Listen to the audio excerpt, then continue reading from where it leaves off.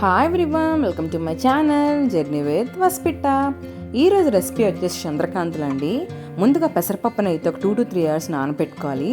దాని తర్వాత మిక్సీలోకి ఒక గ్లాస్ పెసరపప్పు, 2 స్పూన్స్ రైస్, నెక్స్ట్ ఇంకో మిక్సీలోకి కొబ్బరి ముక్కలు వేసుకొని మిక్సీ కొట్టేసుకోవాలి. ఇప్పుడైతే కళాయిలోకి గ్లాస్ పంచదార యాడ్ చేసుకొని గ్లాస్ వాటర్ యాడ్ చేసుకొని పాకంలా చేసుకోవాలి. ఈ పాకంలోకి అయితే మనం మిక్సీ కొట్టుకున్నాం కదా కొబ్బరి ముక్కల్ని, దాన్ని యాడ్ చేసుకున్నాం. అలా కలుపుకోవాలి. అది కొద్దిగా కరుగుతున్నప్పుడు మనం పెసరపప్పుని మిక్సీ కొట్టేసుకున్నాం కదా, దాన్ని కూడా యాడ్ చేసుకోవాలండి. ఇక్కడ కన్సిస్టెన్సీ ఇంపార్టెంట్, సో కలుపుతూనే ఉండాలి. ఏది వేసినా కూడా ఎంత బాగా కలిపితే అంత మంచిగా వస్తుందన్నమాట. ఈ స్వీట్ చాలా బాగుంటుందండి. ఏ ఏజ్ గ్రూప్ వాళ్ళైనా మంచిగా తినేయచ్చు. స్వీట్నెస్ అనేది ఎక్కువ ఉండదు, చాలా మైల్డ్గా ఉంటుంది.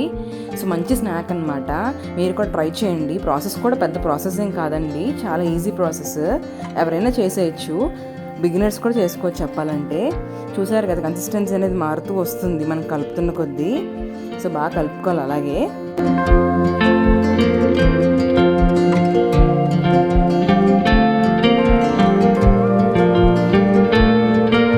లాస్ట్కి మనకి ఇలా వస్తే సరిపోతుంది. ఇప్పుడైతే ఒక ట్రై తీసుకొని దాని మీద బెడ్ క్లాత్ వేసుకోవాలి. దాని మీద అంత స్ప్రెడ్ చేసుకోవాలన్నమాట ఈవెన్గా. చూసారు కదా, మంచిగా స్ప్రెడ్ చేసుకుంటున్నాము.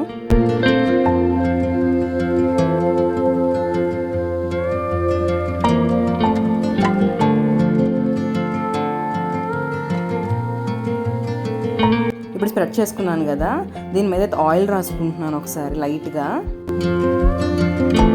ఆయిల్ రాసేసిన తర్వాత ఒక 2 to 3 hours అయితే వదిలేయండి, పక్కన పెట్టేసి. ఇంకా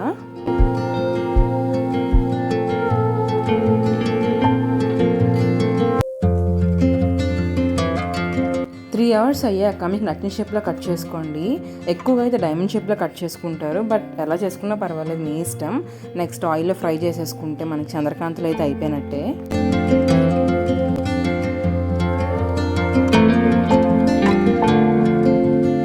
చంద్రకాంతులు అయితే రెడీ. ఇలాంటి మరిన్ని వీడియోస్ కోసం please do like, share and subscribe.